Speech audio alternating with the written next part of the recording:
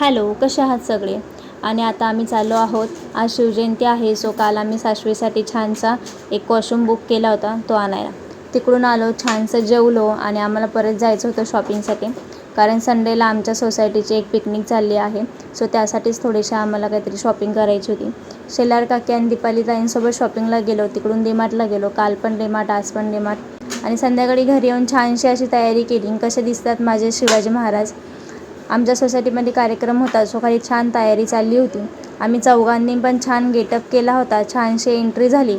आणि ह्या व्हिडिओचा शेवट आपण सिंहगर्जनेने करूया, सो ती पूर्ण बघा तुम्ही. चला मग सिंहगर्जना ऐकूया. न्याय